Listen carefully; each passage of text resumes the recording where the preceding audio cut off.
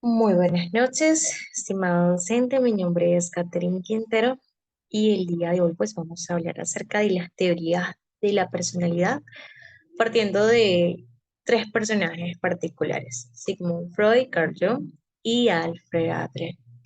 Para empezar este interesante pues viaje, vamos a iniciar hablando acerca del concepto de personalidad que cada uno de estos autores pues tenía. En primer lugar, vamos a iniciar hablando con el concepto de Sigmund Freud.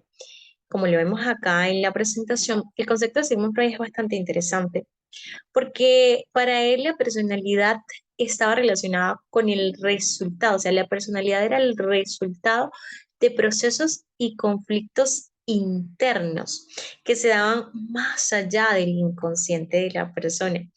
Y para ello, pues precisamente Sigmund Freud habló acerca de tres estructuras mentales: el yo, el ego y el superyo, de la que vamos a estar hablando un poco más adelante. Entonces, en términos generales y sencillos, para Sigmund Freud, la personalidad era el resultado de los procesos y conflictos internos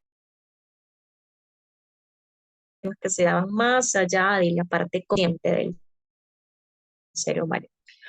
Por su parte, para Carl Jung, la personalidad era el producto de aspectos conscientes y aspectos inconscientes. A diferencia de Freud, él incluía lo que eran los aspectos conscientes, porque para Freud era como más el resultado de lo inconsciente. Y para Carl Jung, pues la personalidad iba más allá del resultado de experiencias pasadas. La personalidad estaba relacionada con la psique. Incluso algunos autores afirman que cuando Jung se refería a la personalidad, hacía referencia al término psique, que es un término griego utilizado para definir espíritu o alma. Así que para Carl Jung la personalidad estaba compuesta por la parte consciente, la parte inconsciente. Hablaba del inconsciente colectivo, del inconsciente personal, los pensamientos, los sentimientos, los recuerdos, las emociones superficiales, las emociones profundas, e incluía los arquetipos, que eran esos aspectos como más espirituales. Entonces, para Carl Jung, la personalidad era la vinculación entre aspectos conscientes a aspectos inconscientes y estaba relacionado con lo que era el espíritu y el alma de la persona. Por otro lado, tenemos a Alfred Adler. Para Alfred Adler, la personalidad era un todo, era el producto de factores biológicos, de factores sociales, de factores culturales, que revela la forma en que una persona se enfrenta a la vida y supera diferentes desafíos. Esa era la personalidad para Adler, como una persona asumía los diferentes desafíos de la vida y buscaba la llamada superioridad y la llamada autorrealización. Eso era la personalidad desde el punto de vista de Adler. Y en su teoría de la personalidad tomó auge lo que él definió como el estilo de vida, que básicamente es esa forma en que las personas buscan compensar los sentimientos de inferioridad y alcanzar la llamada perfección, la llamada superioridad, como lo vamos a ver más adelante. Ahora, teniendo en claro cuál era el concepto de personalidad que cada uno de ellos tenía, vamos a ir un poco acerca de cómo ellos concebían el desarrollo de la personalidad, y vamos a empezar en el mismo orden, hablando por Sigmund Freud, con su teoría psicoanalítica del desarrollo psicosexual, bastante interesante y uno de sus más grandes aportes al mundo de la psicología y al mundo del estudio de la personalidad. Para Freud, la personalidad comenzaba a desarrollarse a partir de las experiencias vividas en la niñez.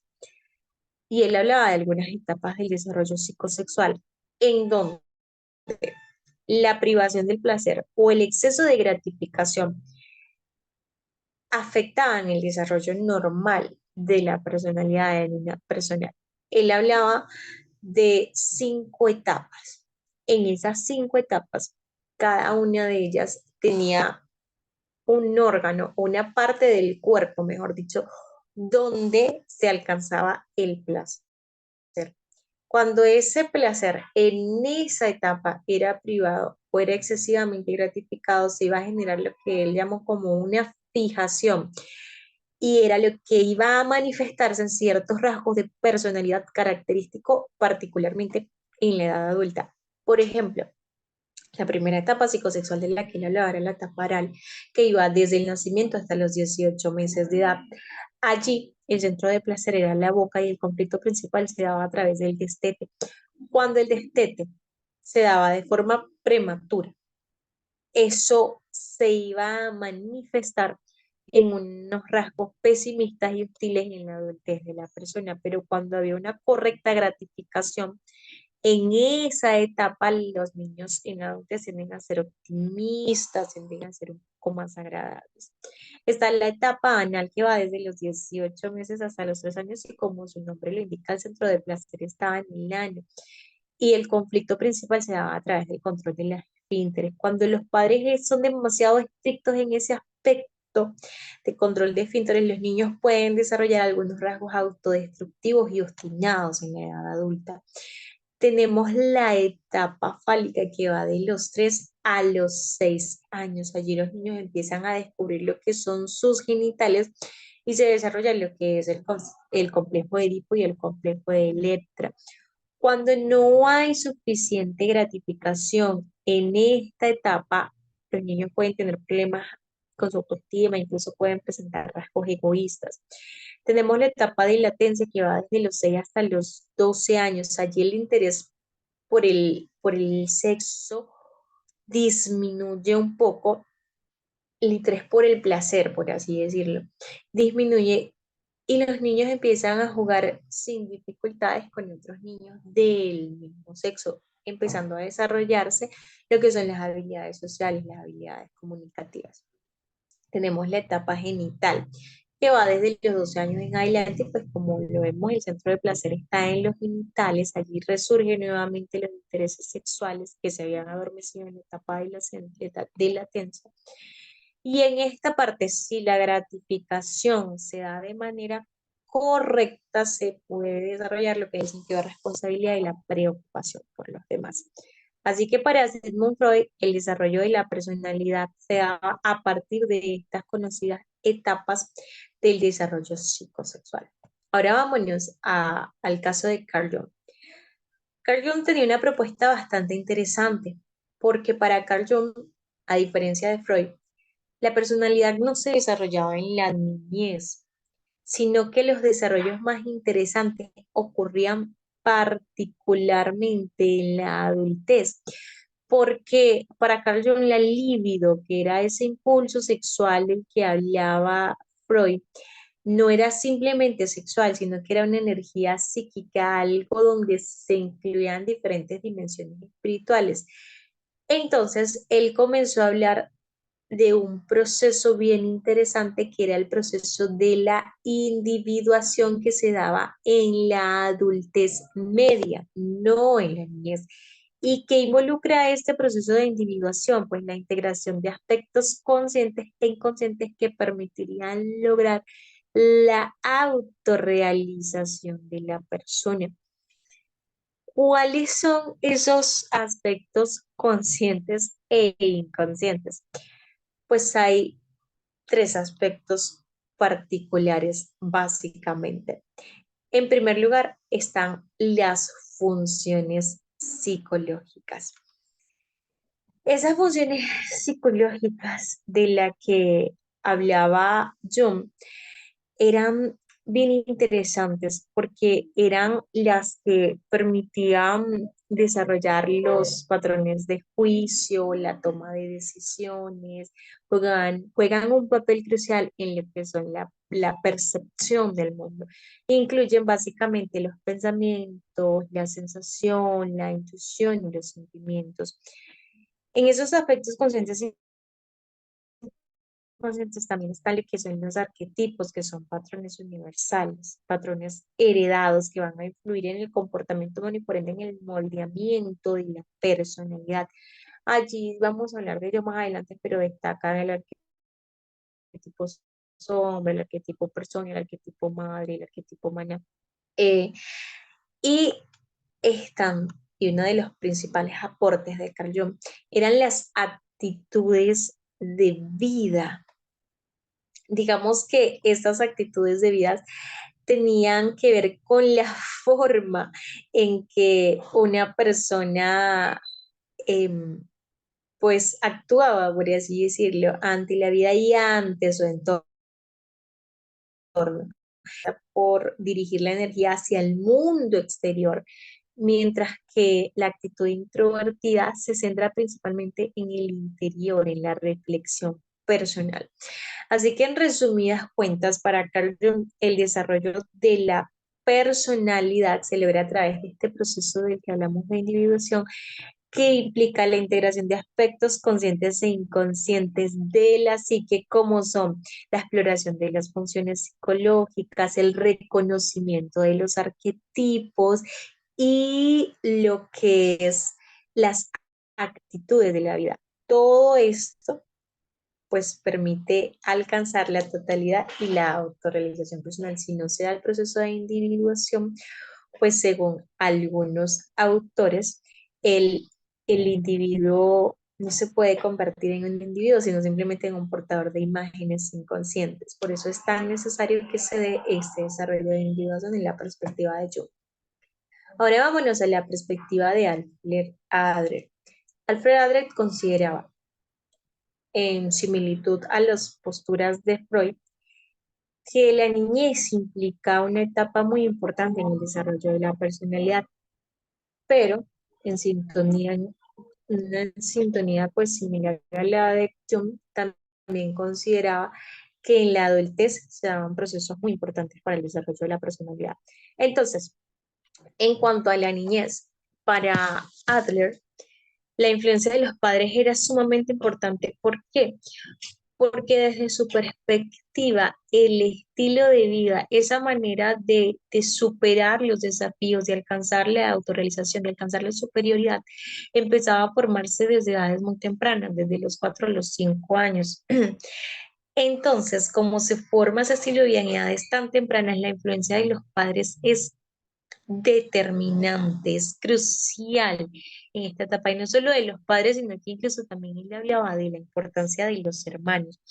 Pero para enfocarnos principalmente en los padres, según los planteamientos de Adler, la influencia de la madre tenía mucho que ver con las actitudes sociales cooperativas, mientras que la influencia del padre tenía que ver con las actitudes de poder, con la figura de autoridad, con las expresiones egoístas y también con las actitudes de responsabilidad social. Y pues ambos padres ocupaban un papel crucial en la crianza desde la perspectiva de Adler. Sin embargo, él mencionaba que el comportamiento materno está más relacionado con algunas tendencias problemáticas de los niños. Y esto es interesante. Ahora, para Adler no solo en el desarrollo de la personalidad eh, influía lo que era la niñez y la influencia familiar, sino que también es la personalidad un proceso dinámico a través del cual los individuos buscan la autorrealización y la adaptación a su entorno. Morris y Moisos en su libro Introducción a la Psicología mencionan que Adler hizo diferentes modificaciones de su concepto de desarrollo de la personalidad. Él comenzó hablando que la personalidad se daba a través de los esfuerzos individuales que las personas hacían para superar sus debilidades físicas, para superar sus diferentes dificultades físicas principalmente. Y ese proceso él lo llamó compensación. Pues posteriormente, Adler fue agregándole algo más. Entonces, él mencionó más tarde que el desarrollo de la personalidad se daba a través de los procesos internos que se realizaban en la mente de las personas para que éstas superaran lo que eran los sentimientos de inferioridad, y pues empezó a hablar un poco acerca del complejo de inferioridad en este punto. Pero su última postura en el desarrollo de la personalidad tuvo que ver con los esfuerzos que las personas hacen para alcanzar la perfección y la superioridad. Estos esfuerzos son claves y son cruciales en el desarrollo de la personalidad, pues él sostenía que las personas que se esfuerzan por lograr la perfección personal, la perfección social y por establecer metas importantes, resultan en estilos de vida más saludables y en personalidades pues más sanas, por así decirlo, desde su perspectiva.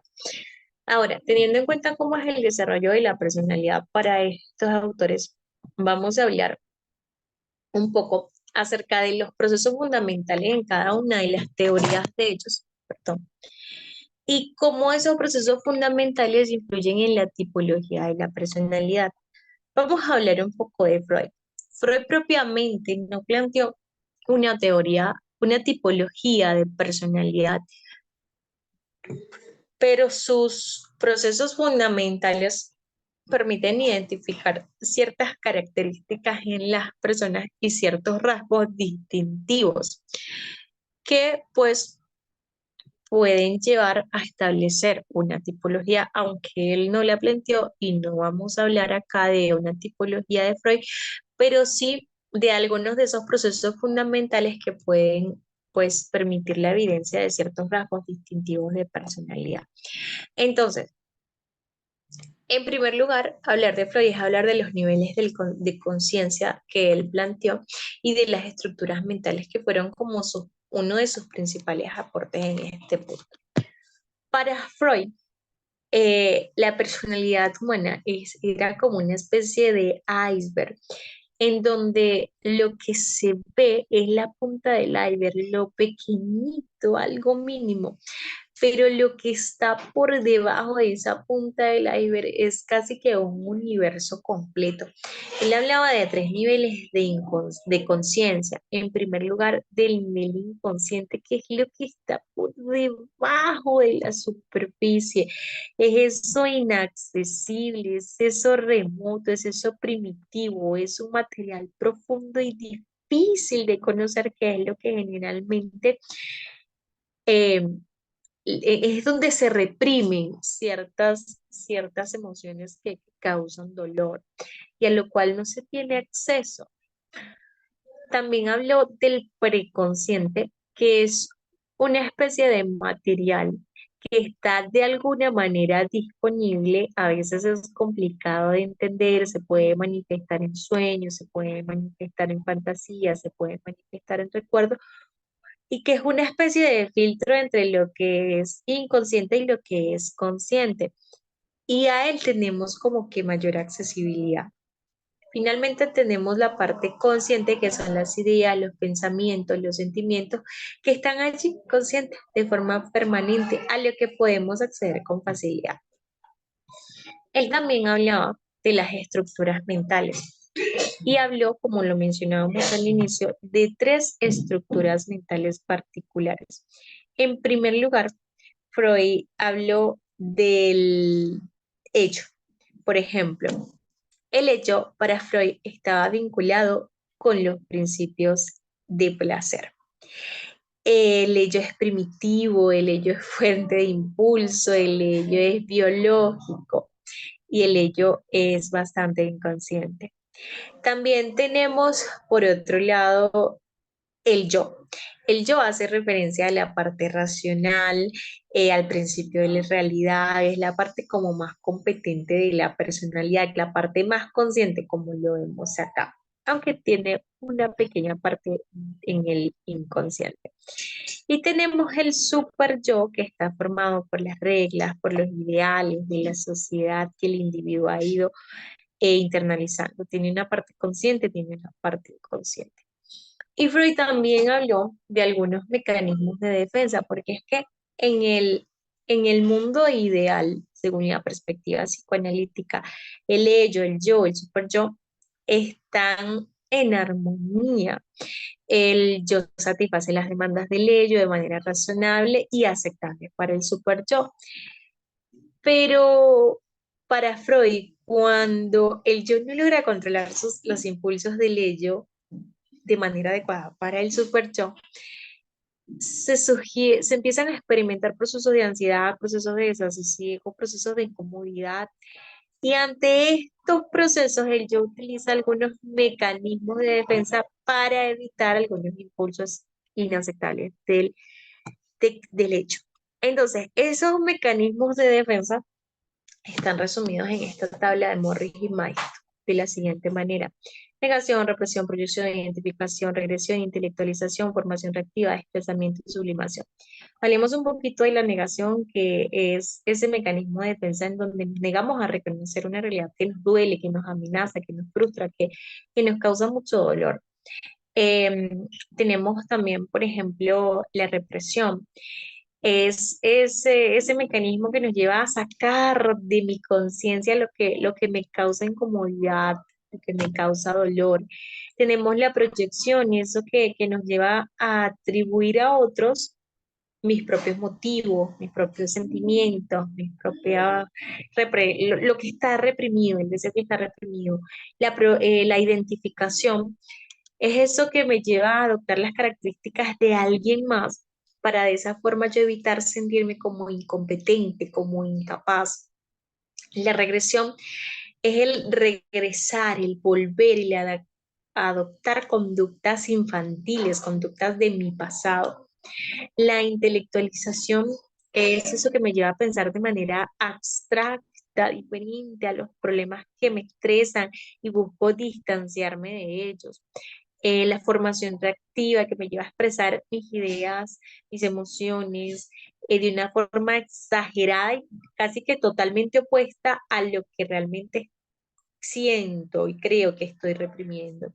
El desplazamiento me lleva a cambiar mis motivos de un objeto original a algo que lo sustituya. Y la sublimación es lo que me lleva a reorientar mis motivos, mis sentimientos a canales que sean más aceptables ante la sociedad.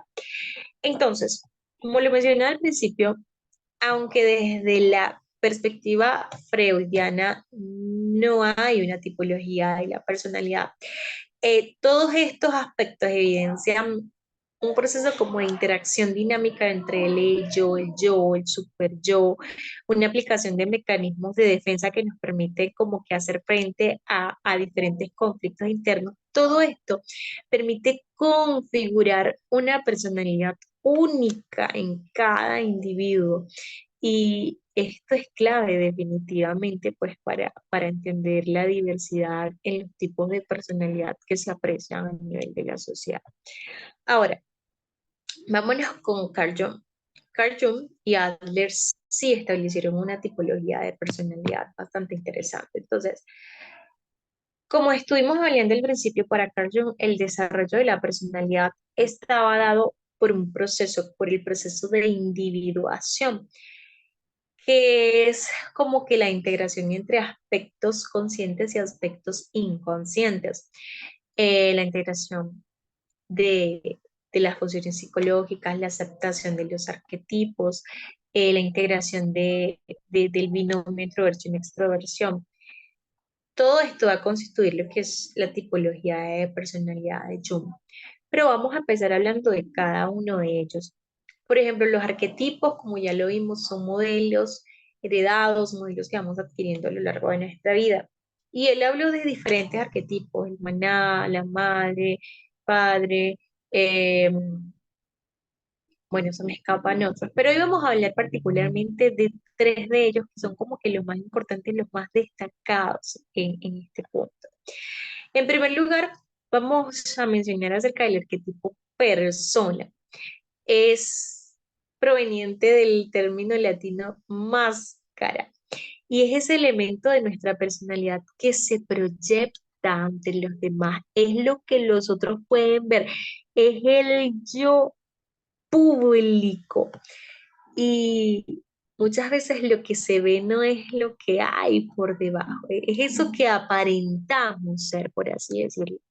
Está el arquetipo sombra, que como lo vemos acá, una cosa es lo que se ve y otra cosa es lo que está oculto detrás de esa máscara. Entonces, el arquetipo sombra tiene que ver con esos aspectos de la mente o de la psique oscuros, amorales, como lo vemos acá, están muy relacionados con los impulsos sexuales, los impulsos agresivos, muchas veces son inadmisibles y son muy similares a lo que Freud llamaba impulsos reprimidos del hecho.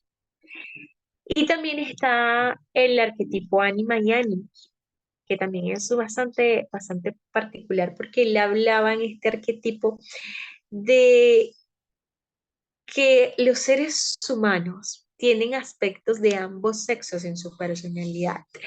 Las mujeres tienen aspectos masculinos y los hombres tienen aspectos femeninos. Entonces, eh, es este arquetipo. Por ejemplo, el arquetipo Animus es el arquetipo masculino, tal como se expresa en la persona femenina, y el arquetipo Anima es el arquetipo femenino tal como se expresa en la persona masculina. Es decir, lo que hay de hombre en una mujer y lo que hay de mujer en un hombre. Ahora, las funciones psicológicas que describió Jung están divididas básicamente en cuatro. Y tenemos la sensación considerada por Jung como una función irracional que permite enfatizar la percepción sobre el juicio y pues era la forma de obtener información a través de los sentidos y que estaba dirigida a observar y a escuchar para conocer el mundo exterior. También está el pensamiento, que es como una evaluación racional y lógica de esa información que se recibe y de las ideas que se van formando y está muy relacionada con la toma de decisiones basadas en los juicios. Tenemos la intuición, que es la percepción que opera fuera de los procesos conscientes, por así decirlo, y habituales, y pues integra una vasta cantidad de información y pues nos permite alcanzar una comprensión más profunda de la realidad. Y están los sentimientos, que es esa evaluación de la información que se recibe y que está dirigida hacia una respuesta más emocional. También es considerada como una función racional, aunque es una racional poco convencional, por así decirlo. Y también, pues como ya lo hablábamos, está lo que son las actitudes ante la vida o el llamado binomio introversión-extroversión, que fue una de las aportes más importantes de Jung. Este binomio es bien interesante porque está relacionado con los tipos de temperamento de la persona y tiene que ver con la actitud que la persona toma ante la vida. Como ya lo mencionábamos, los introvertidos se caracterizan por ser personas indecisas, reflexivas, que viven en la defensiva, que prefieren observar el mundo con cierta reserva y no comprometerse mucho con la relación con otras personas. En cambio, los extrovertidos son más desprendidos, son más seguros, son más sociables, se hacen amigos con más facilidad. Porque hablamos de estos dos en unidad, porque es que es la fusión de estos dos aspectos lo que permitió que Jung construyera una tipología de la personalidad basada en 8 tipos de personalidades. Entonces, tenemos el pensamiento introvertido, que son los interesados en las ideas en lugar de los hechos. El sentimental introvertido, que es superficialmente reservado, pero realmente es simpático y es muy comprensivo con sus amigos cercanos. El sentimental introvertido, que hace poco énfasis en la experiencia que disparan los eventos y en lugar de los eventos en sí mismos. Está el intuitivo introvertido, que es interesado con las posibilidades más con lo que está ocurriendo en el presente, el pensamiento extravertido, que es el interesado en los hechos acerca de los objetos externos al sí mismo, lógico, generalmente reprime emociones, reprime sentimientos, cuida a los amigos. Está el sentimental extravertido, que está interesado en las relaciones humanas y se ajusta al ambiente. Está el sentimental extravertido, eh, El sensación extravertida, que pone énfasis en los objetos que disparan la experiencia, con hechos, con detalles y muchas veces la búsqueda del placer. Y está la intuición extravertida, que son los interesados en el cambio del mundo externo en lugar del familiar. Entonces, esta es la tipología de personalidad que yo. Y vamos a ir acercándonos a lo que son los procesos fundamentales de Alfred Adler y su relación pues, con la tipología y la personalidad. Alfred Adler habló de un concepto bastante interesante, como ya lo mencionamos, que fue el concepto de estilo de vida. Para él, el estilo de vida incluía una forma única de que la persona buscaba la superioridad y hacía frente a los diferentes desafíos de la vida. Para Alfred Adler, el estilo de vida estaba relacionado con las percepciones individuales que cada uno tiene sobre sí mismo y también tiene del mundo exterior y en la forma en cómo éste alcanza diferentes objetivos. Entonces, a medida que la persona compensa ciertos sentimientos de inferioridad, a medida que la persona alcanza diferentes objetivos, a medida que la persona abarca mejores percepciones individuales sobre sí mismo, sobre el mundo, a medida que la persona se esfuerza por, como ya le dijimos, alcanzar sus diferentes objetivos, se van formando diferentes estilos de vida. Hay algunos estilos de vida que son más antisociales, que están centrados más en el engaño, en la agresividad, en la satisfacción propia, pero hay otros que son más cooperativos y que se esfuerzan de manera más diligente. Y ese estilo de vida de la persona es único, es particular. Y pues, aunque Adler no estaba del todo de acuerdo con clasificar a las personas porque lo consideraba como algo como muy reduccionista, muy sádico, eh, muy reduccionista principalmente, a modalidad de enseñanza, él estableció que existen al menos cuatro estilos de vida diferentes, tres estilos de vida errados o enfermos y uno que pues es el más recomendado. Y estos estilos de vida vamos a hablar brevemente. Está el estilo dominante, que está caracterizado por una tendencia agresiva, por una tendencia dominante, tiene una gran energía que lo impulsa a imponerse sobre otros y pues esto puede a veces manifestarse en comportamientos intimidatorios, autodestructivos, como el suicidio, como el alcoholismo. Está el tipo erudito que se compone por personas sensibles, que se protegen detrás de una máscara, pero que en el fondo pues dependen de otros para superar las dificultades de su vida, tienen una baja energía y suelen en algunas ocasiones desarrollar síntomas neuróticos cuando se sienten abrumados, por así decirlo. Está el tipo evitativo, tienen niveles bajos de energía, evitan la interacción con otras personas y pueden en algunos casos tornarse psicóticos cuando se enfrentan a situaciones límite. Y está el socialmente útil, que es como el aceptable. Estos son como los enfermos, especialmente útiles como el aceptable. Y se caracteriza por tener mucha energía, mucho interés social.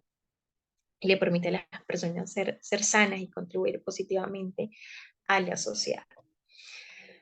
Bien, de esta forma terminamos la primera parte. Está relacionada como con las teorías de la personalidad según Adler y Jung. Ahora vamos a responder una pregunta muy interesante y es desde mi perspectiva como psicóloga en formación, ¿cuál es la importancia de la personalidad en el ser humano? En estos estudios que hemos estado realizando de la personalidad a lo largo de lo que va de semestre, pues he podido evidenciar que sin duda la personalidad juega un papel fundamental en los aspectos, en todos los aspectos de la vida del ser humano. Eh, la personalidad afecta, influye directamente en la forma en que una persona piensa, en la forma en que una persona siente, en la forma en que una persona se comporta, en en lo saludable o poco saludable que pueden llegar a ser sus relaciones interpersonales. E influye en su salud mental, influye en su bienestar general, por así decirlo. Por lo tanto, comprender la personalidad de alguien es fundamental, porque como psicólogos, futuros psicólogos, es lo que nos va a permitir realizar intervenciones efectivas, intervenciones puntuales, orientar en ese proceso a las personas Y no solo hablando de la parte clínica, sino intervenciones en el mundo educativo, en el mundo educacional, en el mundo organizacional. Em, la personalidad de las personas es indispensable en su desarrollo profesional, en su desarrollo familiar, en su desarrollo como individuos. Así que comprenderla, estudiarla, analizarla, es lo que nos va a permitir a nosotros como futuros psicólogos orientar para que puedan dar el máximo de sí mismos y para que puedan pues alcanzar niveles de calidad de vida óptimos en los diferentes contextos en que las personas se desenvuelven. Así que bueno, de esta manera por culminado esta exposición y bueno, profe, gracias por la oportunidad. Deseo que tenga una feliz noche.